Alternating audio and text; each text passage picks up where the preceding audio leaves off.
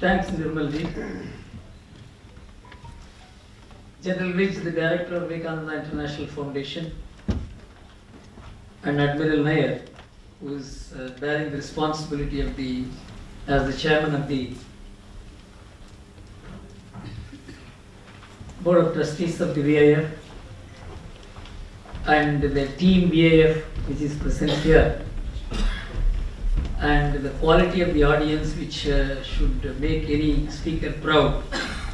I must thank the audience because it is the standard of the audience which decides the standard of the speech itself. See, demonetization, a balance sheet, is the topic on which I have been requested to talk today. When this announcement came, the New Indian Express newspaper in the south, which is the cousin of the Indian newspaper here, but a very different cousin, it asked me how to headline this. I said, you call it financial poker. You know, when the Pokhran blast was executed, it was executed with as much secrecy with which demonetization was executed, and it produced precisely the kind of consequences which we are facing within and criticism outside. Technological sanctions, financial sanctions. This country has been ruined. This was the kind of verdict that the intellectuals and economists and foreign thinkers and strategists described the Pokhran blast as the end of India's acceptability as a country of Buddha and Gandhi. This is what Bill Clinton said. A country of Buddha and Gandhi has done this. So my thought at that time was, we have always been a country of Buddha and Gandhi, but we were never respected or accepted or never feared. Pokhran was a paradigm shift for the country. But to understand that it was a paradigm shift, it took a decade to understand, because these things make such an impact on the people. To absorb its effect and psychologically analyze it, and to measure its worth and what you call as the balance sheet in the terminology of an accountant, it takes a decade. The demonetization was no less in the financial sense of the term, and in fact in the security aspect of India also it has a very, very major contribution to make. I will try to put together my ideas, which are very vast and critical, and some of them have never been actually brought into the public domain in the discourse because of the polarization which has taken place, mostly on political perspectives. The story of demonetization did not commence on the 8th of November. We must understand that. Unless you go back in time to understand the background of the demonetization. Of course, demonetization has much to do with black money. It has to do with corruption.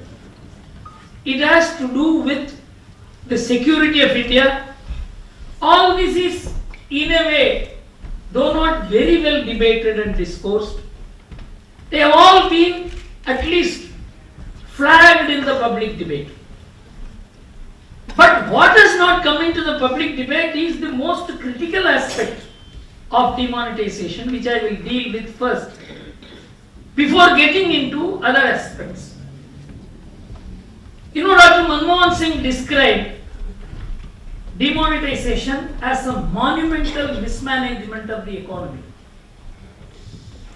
Of course, in that speech, I would have very much liked him as a student of economics to say how and why and cite at least one number, except a speculative 2% reduction which he saw in the GDP of India, for which also he didn't give any basis. Nobody gave any basis for the reduction in the GDP that may come.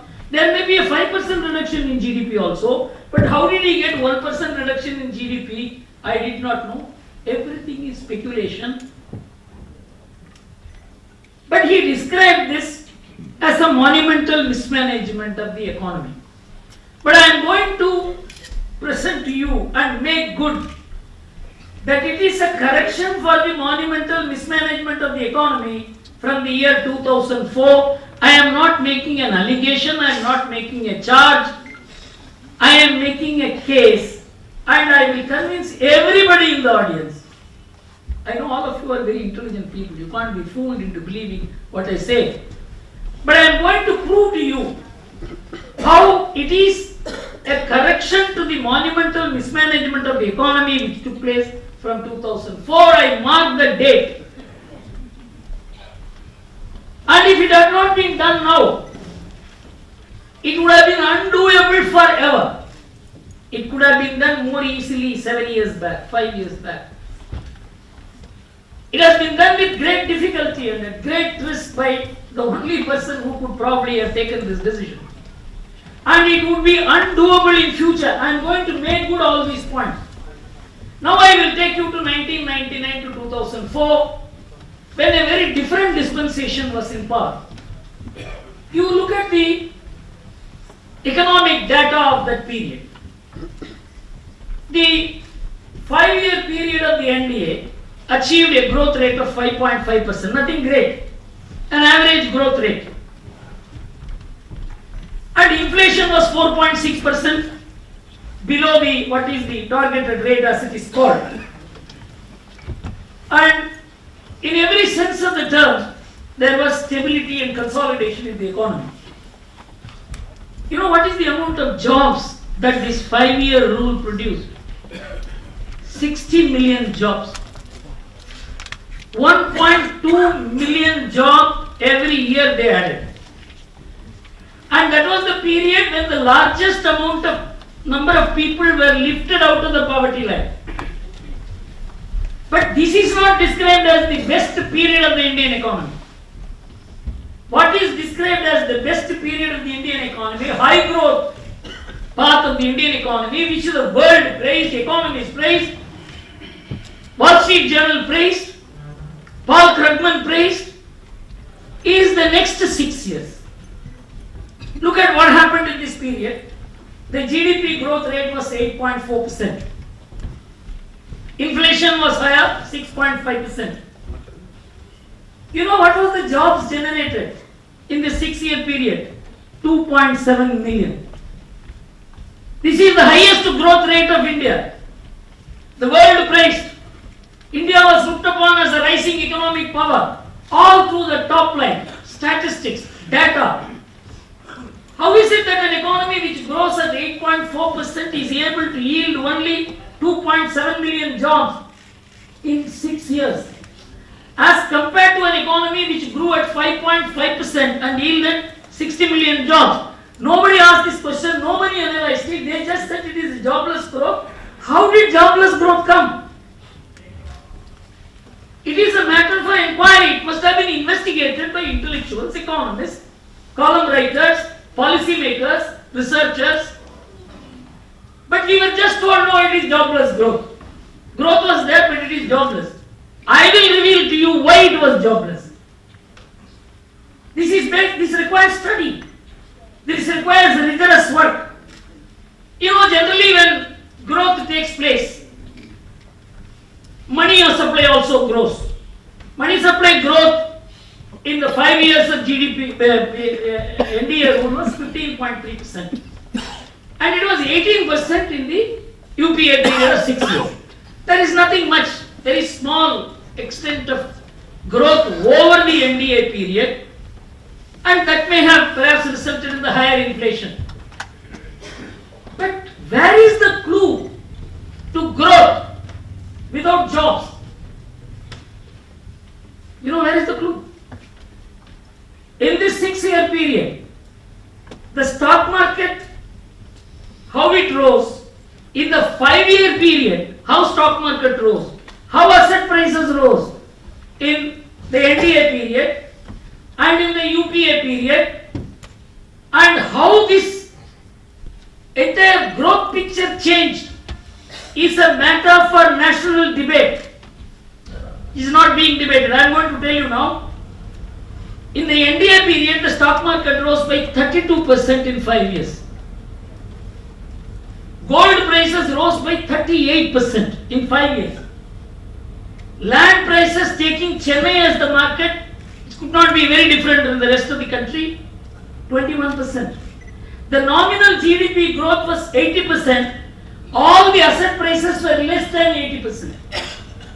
Which means there was no asset inflation at all. This is the picture in the first 5-year block, the NDA period. Now come to the next 6-year period. Stocks rose by 311%. Gold prices rose by 320%. Land prices rose from 200% to 2000%. In 1999 there was no Gurgaon. It came into being later.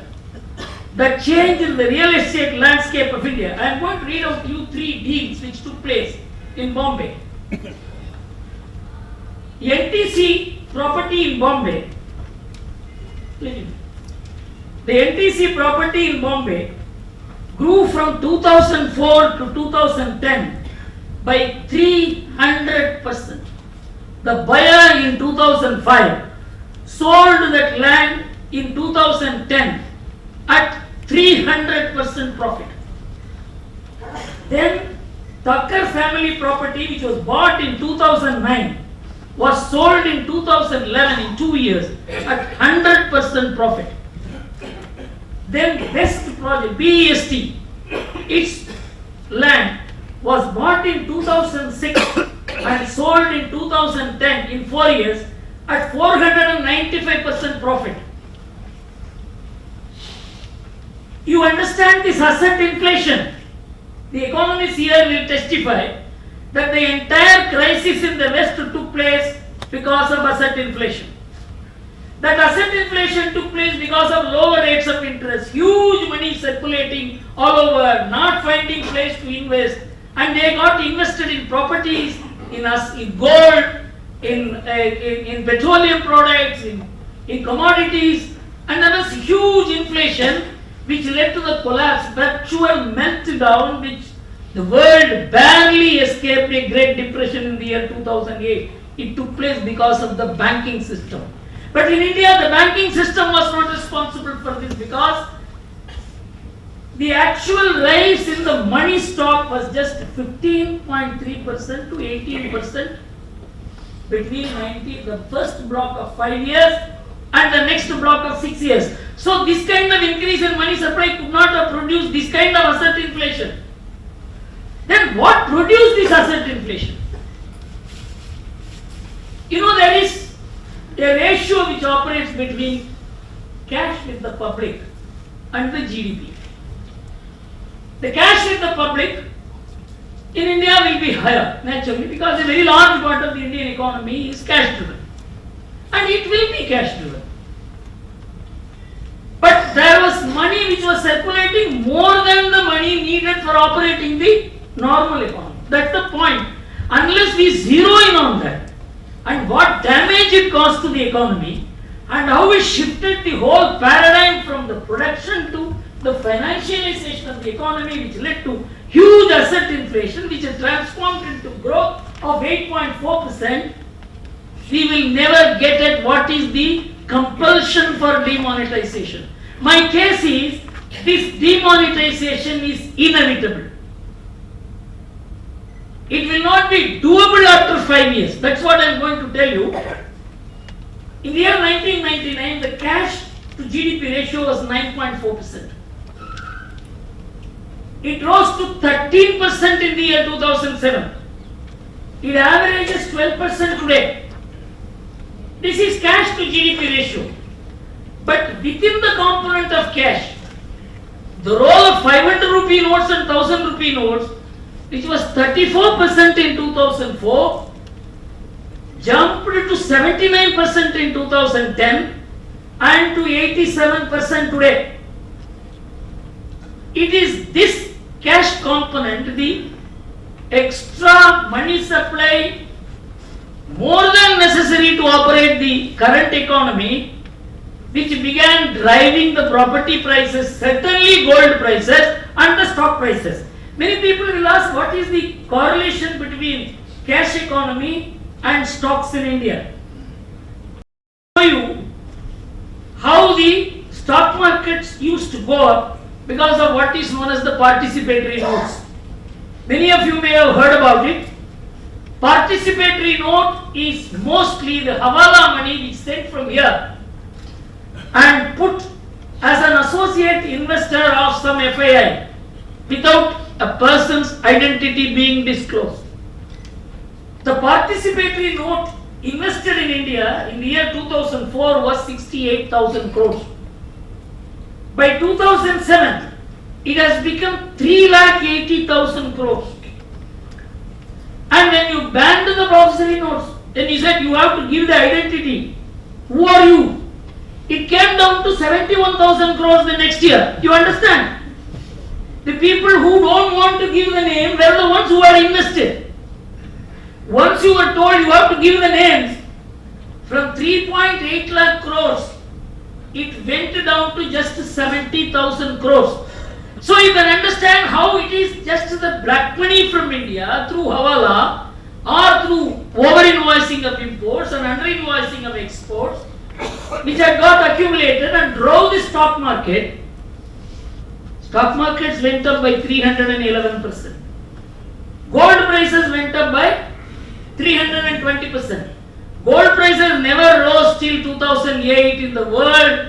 It began rising only in 2006 because dollar was considered to be more valuable than gold. When the dollar began weakening, gold prices began rising. One of the reasons for the rise in the gold prices are the women of India. You know, we buy 1/3 of the world gold supply, 30% of the world's gold supply. China buys another 30%. Both of us put together buy 60% of the world's gold. If Indian demand goes down by 50%, the world gold prices will go down by 60%. It is the Indian demand which sustains the world gold prices. Many people explain it the other way. World gold prices have gone up and that is why the Indian gold prices have gone up is untrue. It is the reverse.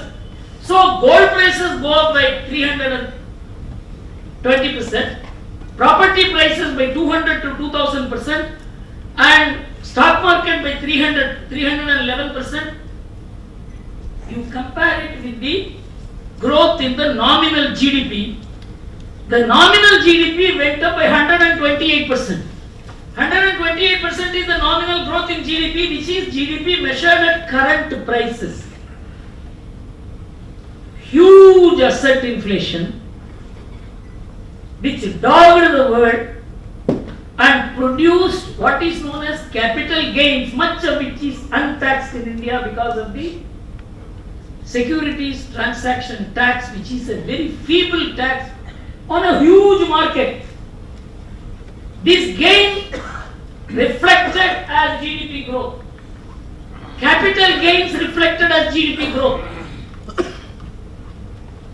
And this growth also was produced by consumption, which is unrelated to production, because if you had 100 crores worth of shares which you had bought at 20 crores, you tend to spend more. So you buy a paint for 50 lakh rupees. You buy a car for 3 crore rupees. These are all supposed to add to the GDP of India.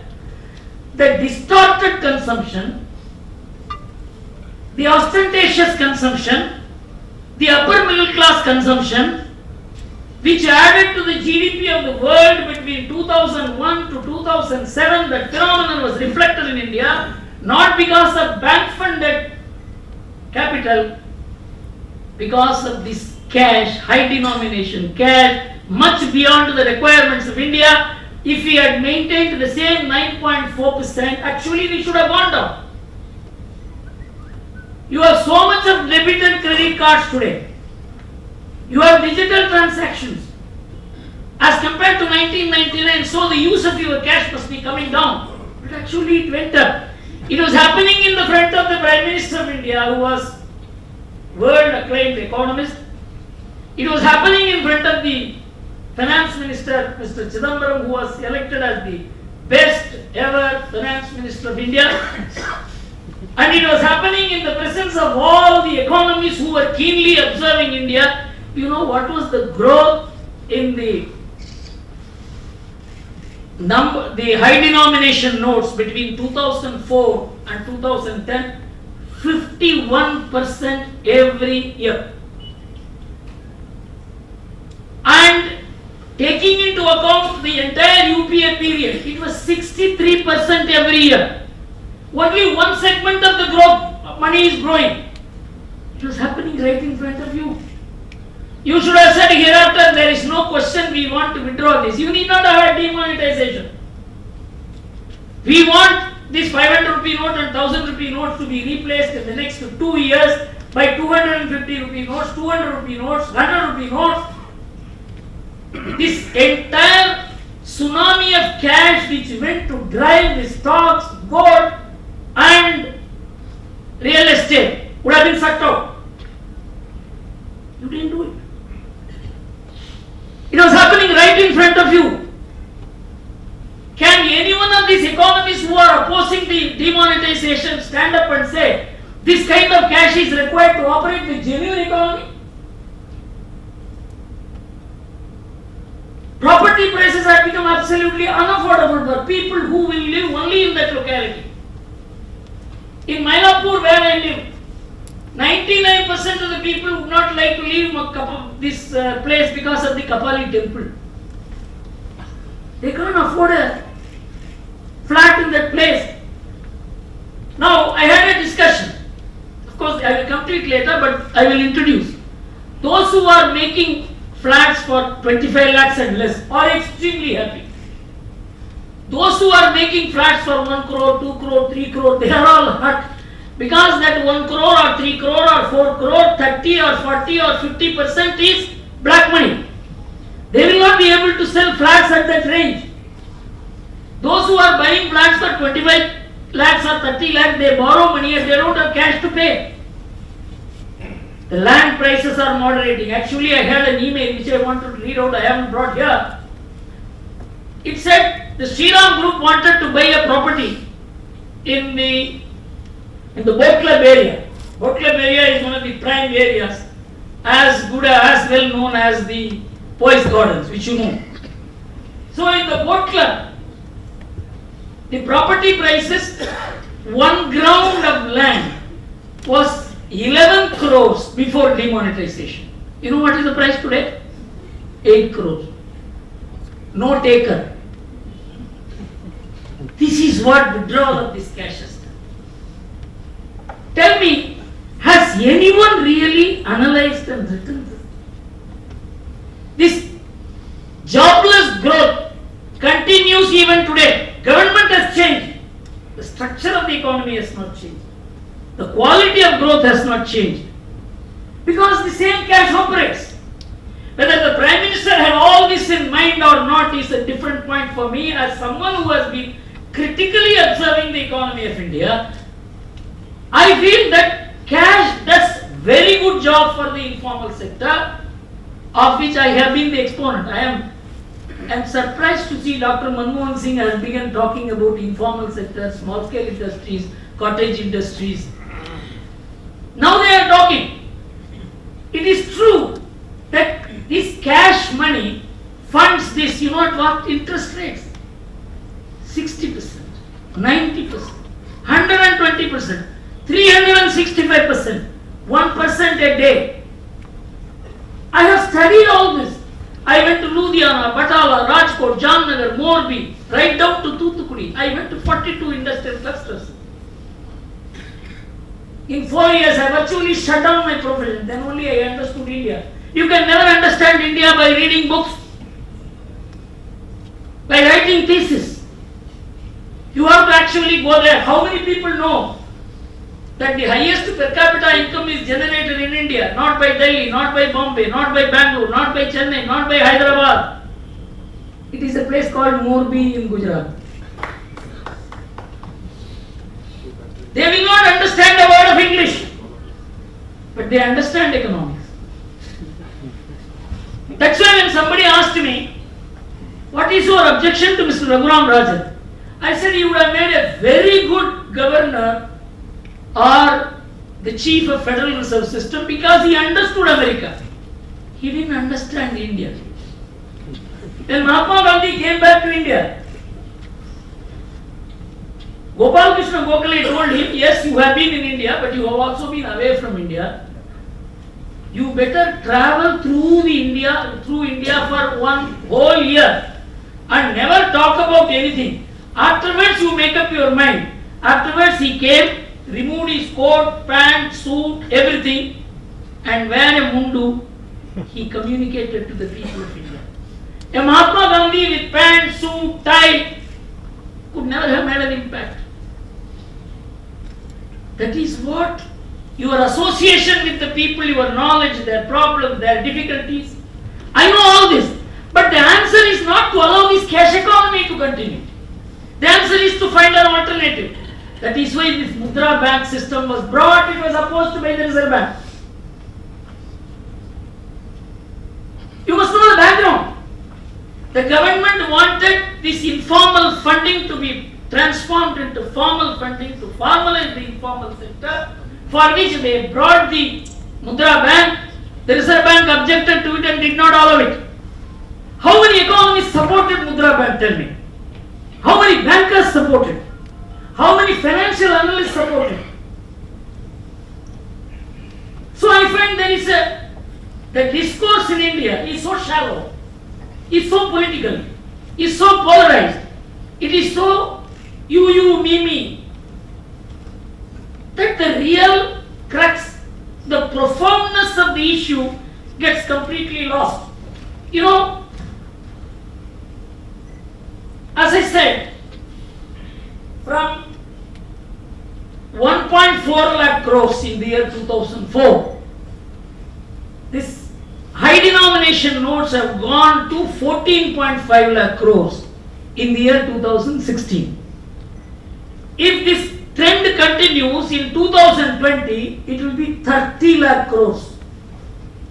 Which government can act against? Who says it is an option? It is inevitable. Otherwise, you can allow this status quo to go on. Everybody making, ultimately when the collapse comes, there will not be any public order in this country. It will be a collapse. Tell me, should this not be the rigorous intellectual debate in this country? The debate, so long as it is centered in Delhi, will never touch truth, according to me. Delhi purveys perverted thoughts to the country. I am very sorry to say this. So my feeling is that basically the monumental mismanagement of the economy between 2004 and 2010 particularly is sought to be corrected now. If this is not monumental mismanagement of the economy, I would like Dr. Manmohan Singh to answer this. I have not spoken to you like this. I have written an article along these lines, putting all these facts and more facts in the Hindu in rejoinder to Manmohan Singh, which will appear tomorrow. Economics is rigorous thinking. Going into figures, interpreting it, reading history, collating situations. Nothing. People are standing in queue. I will come to it later.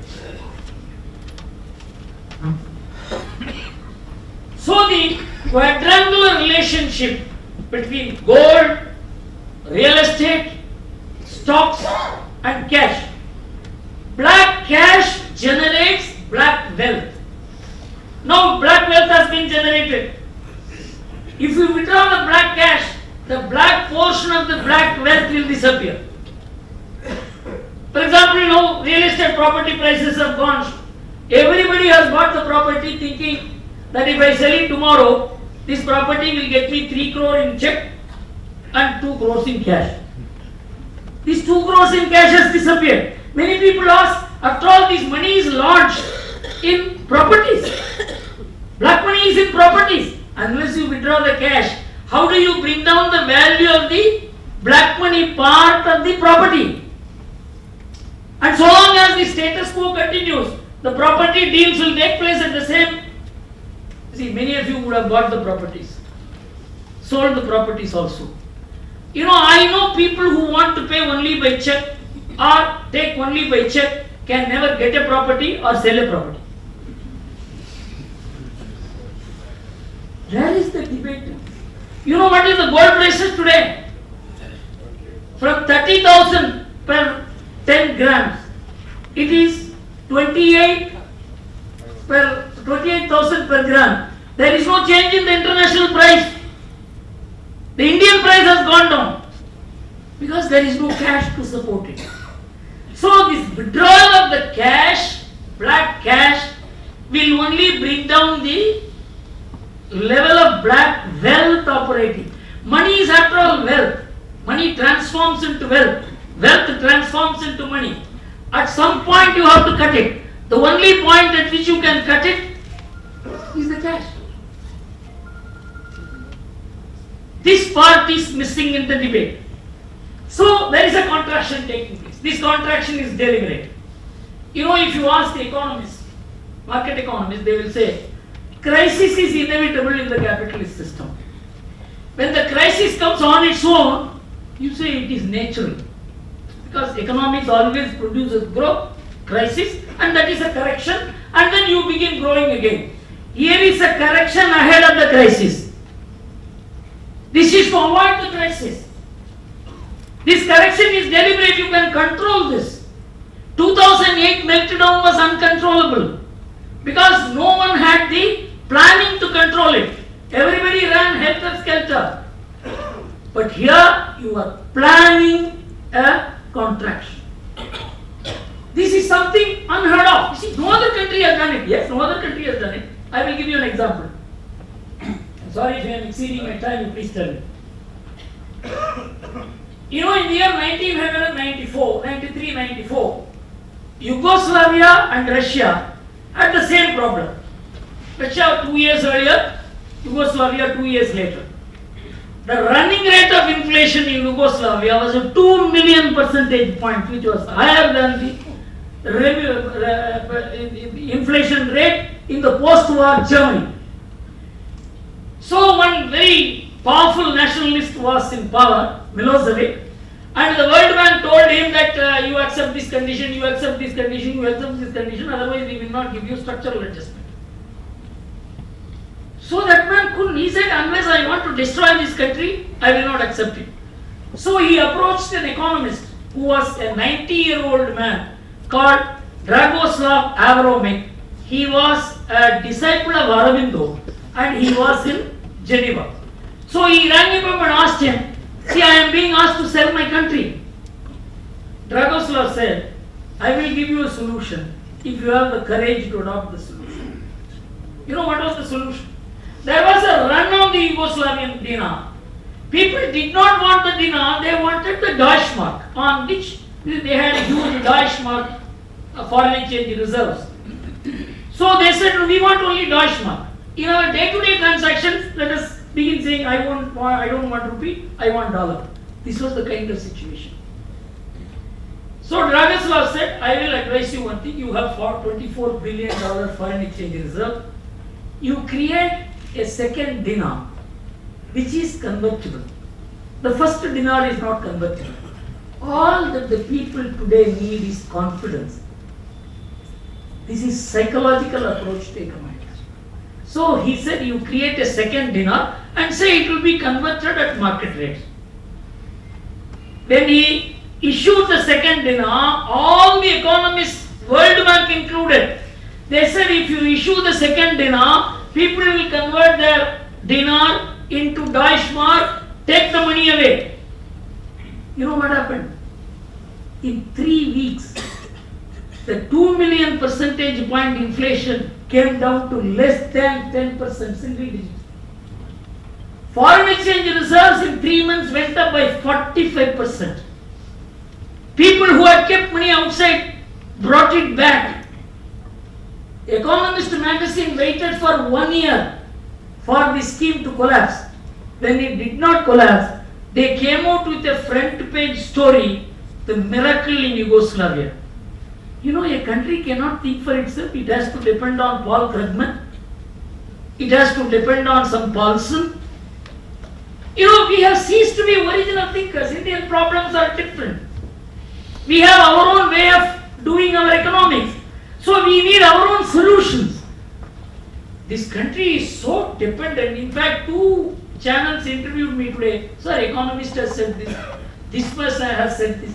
I said, they don't understand India. Even Indian economists do not understand India. How do you expect the economist editor to understand India? You know, we as a country have become so least robust in our intellectual discourse.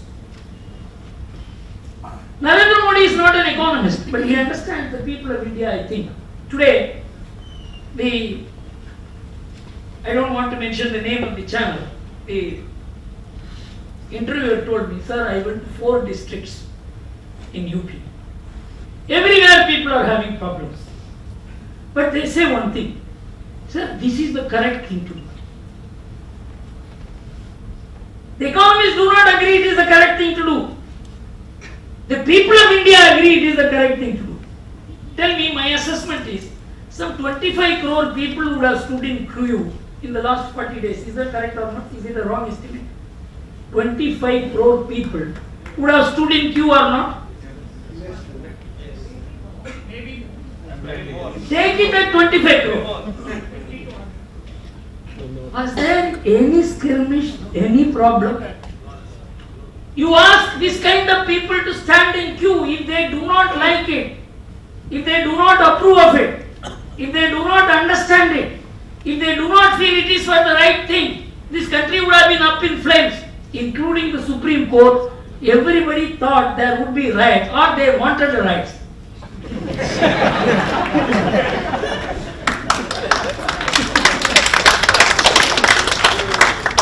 Can you believe the people of India? It requires a sociological study. How people stood in queue 6 hours, 7 hours. 103 people have died in queue. In fact, I made a calculation. Don't think I am heartless. I made a small calculation. How many people died in a day? Surya Prakash was the man who put me on this criminal enterprise. I made a study. If out of 1 crore people, how many people die outside hospital and without accidents? That number is more than the number of people who stood in the queue. This normally also take place. Because of the queue, because of the demonetisation, Narendra Modi has caused all these things. Can you believe that a country should debate an issue like this when 25 crore people stand in queue? When 1/5 of the country stands in queue, 1/5 of the deaths will take place in the queue only.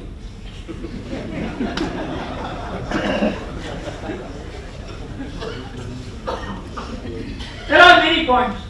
I will just, because this is the most important point, the next important point I will come to. 14.5 lakh crores in the hands of the people. Very little, 250,000 rupees, 50,000 crores is only in the hands of the bank, a quarter lakh of crores. Out of 17 lakh crores, the balance money is with the people. So, this is also doing good work. Of course, it is doing bad work also. If a very large part of that money comes into the banking system, now somebody asked me, if all the money comes in, don't you think this demonetisation is a success? I said, I cannot understand. If all the money comes into the banking system, that is the success of demonetisation. That how much of it is black money, how people have maneuvered to put black money in different ways, that is for the system to detect. This can, in the normal course also it happens. Let us assume somebody puts 5 crore rupees in the names of 500 people and escapes taxation. This can happen even without demonetisation. This is for the government to find out. Now you have got an opportunity to find out. Now you have got the technology to find out. Now you have put together a team to find out. So how much is black money is a matter left to the competence, skill, and also the honesty of the income tax department to unearth what is the black money involved in this. But you cannot say that if all the money is coming to the system is a failure. Actually, it's a success. Unrecorded, unmonitored cash roaming in the economy is now getting recorded in the names of these 25 lakh people. Whatever. Most important development in the history of India. It has never happened. Once this money comes in, of course, Mr. Vivekananda is there, I should not be exceeding my limits in talking about economics, but I have been a consistent student of economics for 40 years. Many professors have stopped reading economics. I continue to read economics as a student, so I have the liberty of saying this. You know what is the amount of the bank deposits we have today? 96 lakh crores. 96 lakh crores is the bank deposit, out of which some 60 lakh crores is lent to business. Another 25 lakh crores is lent to different governments by way of purchasing their securities and all that. You know what is the cash base for this? The maximum cash available is 17 lakh crores, out of which the Reserve Bank has said 1/3 of the 500 rupee notes and 2/3 of the 1000 rupee notes, once they move out to the banking system, they don't come back to the banking system. This amounts to 6 lakh crores of rupees. You divide the 6 lakh crores from 17 lakh crores, only 11 lakh crores go and come out of the banking system. That has produced 96 lakh crores of deposit. This is what is known as fractional reserve banking system, by which the bank efficiently multiplies money and gives credit to the system. This 10 lakh crores of additional money, if it gets into the banking system, once people say it is my white money, they are not going to misuse that money. They will save it. This 10 lakhs will transform into 50 lakhs, 60 lakh crores of money. That is what will bring down the rate of interest, not just a 10 lakh rupee deposit, 10 lakh crores of deposit. When this multiplies, then the interest rates will come down and inflation will come down. Then will come the funding of small and medium industries. Otherwise, you ask the bank to lend. The banks do not have money to lend. So this aspect is completely missing in the debate. Cash on hand versus cash in bank. It's a miracle the banking system does. In fact, the Bank of England produced a report about a year back. 97% of the money circulating in the economy is created by banks. Completely missing in the debate. That if the money comes into the banking system, demonetisation is a failure. Can you believe this? Actually, it comes into the banking system. What effect it produces is the most important effect of the demonetisation. I can go on. It's a huge topic. I will conclude with a very important aspect. You know, Mr. Chidambaram said this fake money which is circulating is just 400 crores. Of course, it is not 400 crores. It was 400 crores when he was the Home Minister. I mean, the estimate was, nobody knows what is the estimate. All the intelligence agencies put together have made an estimate. It's about 5 to 6,000 crores.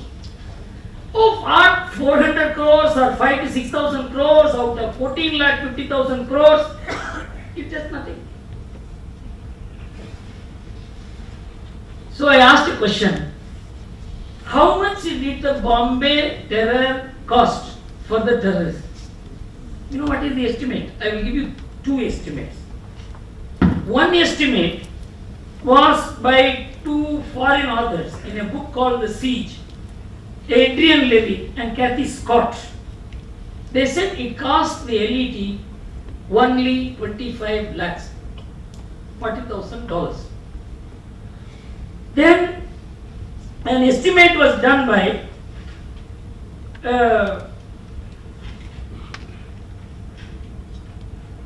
the Institute of the Department of Strategic Studies in Guru Nanak University in Chennai. He said no, it is not 25 lakhs, it is 2.5 crores. So it is 10 times more. But you know what is the damage it caused to the economy? According to the Asian Economic Institute study, The overall cost of the Bombay blast was $100 billion. 6.6 lakh crores by spending 25 lakhs or 2.5 crores. This is how the terrorists act. Don't think the story is the same everywhere. The US embassy in Kenya and Tanzania, in which 200 people were killed and 200 were injured, it cost only $50,000. US coal attack in October 2000, in which 17 people died and 39 people were injured, $10,000. 2002 Bali bombings, in which 200 people died and 200 people were injured, $50,000. Marriott bombing in 2004, 266 people injured, 54 died, $30,000. Istanbul attack, $40,000. Attack on Madrid, $10,000. It cost a death of 200 and 2,000. Now, you know 9/11 attack, how much it cost and how much damage it cost. It just cost them $500,000. And the direct cost to US was 3.3, direct and indirect cost put together was $3.3 trillion. Now Chidambaram says, there's nothing. Chidambaram says, no, just 400 crores. Imagine what 400 crores cannot do. I mean, the former Home Minister of India saying this, and the entire media lapping it up and not questioning him. Gentlemen, 25 lakhs could cause this kind of damage. 400 crores, how much it can cost? You compare 500 rupee note in the hands of the terrorist and 500 rupee note in the hands of this General Vich, the same.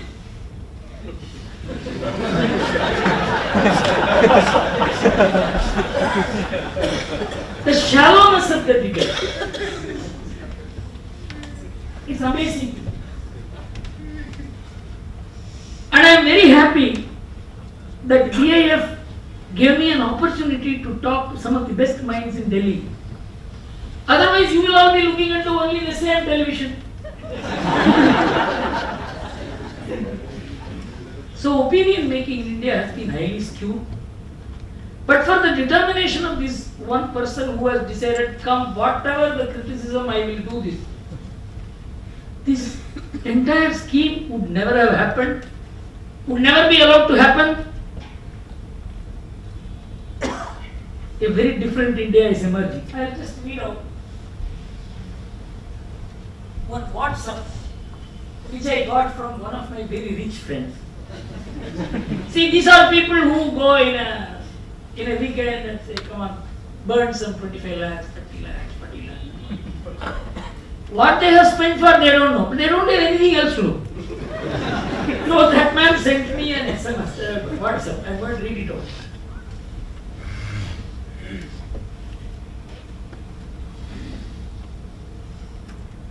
Because it's a very, very educative WhatsApp, which is true of the entire country. It's amazing how a sense of contentment has settled in so suddenly. Many people ask, why not you issue advertisements to people and say that you should increase the digital payment, bank payment, and create the necessary infrastructure and then do this. In this country, nobody will do anything by persuasion. This is so the sense of contentment has set into the man suddenly, not out of any enlightenment. This is because of what happened on the 8th of November. My shopaholic mind has suddenly turned to no shopping mode. Clothes and shoes seem unimportant. Saving legal tender for basic needs takes the forefront. The quiet seems to be peaceful. Yes, we are as a country we are rebooting, and I am enjoying being part of this change. Next sentence is very important. With money, there is always an urge to run, to go and loiter in markets, buying things which we don't need most of the times. I have known a friend who went, because he had excess money, he didn't know what to do. He went and bought a painting for 50 lakhs. I asked him, what is this painting? There are only 7 lines like this. Then he began giving a big explanation for that. I see maybe some Upanishad which is being explained. And then he took the painting and invited some 300 people and spent another 10 lakhs for the painting. Issue check for that today. It's over. That kind of irresponsible, heartless spending is over. You know, this is going to bring about a huge change. Just like Pokhran brought about the changes, which were unimaginable. Who would have thought America would look at India? If you had not exploded the atom bomb, they would not have looked at you. I tell you, in the year 1972, Henry Kissinger took a secret flight from Karachi because he thought they were the people who will keep the American secrets close to the heart, which they did. That is how America believed Pakistan, because they could be part of the criminal enterprise of America. So he went and landed in Beijing, waiting for an appointment with Chou En-lai, not knowing whether he will give him an appointment or not. This was 1972. And between 1957 and 1960, 3 crore people died in China out of hunger. There was nothing but hunger and poverty in China when Kissinger made that secret visit, waiting for an appointment. He didn't know whether he will get an appointment or he will be humiliated. Of course, he met him and then met also. You must read that book, Diplomacy. It's a very good book. He says, why did he go there? It is only because China had atom bomb in its hands. The world respects power. The world respects strength. That is why the post-Pokhran India is a paradigm shift. Likewise, this financial Pokhran, in my view, is a paradigm shift, but it requires a very different mind to understand this, articulate this, express this, make the people understand, make even the system understand. I am extremely happy. There are many points. If you want to know more about a longish lecture of mine, it is available on YouTube, the lecture which I gave, and it was direct telecast. It is all on YouTube, and I will be very happy if you can spend some more time listening to that, because many valuable points have been added in that. Thank you very much.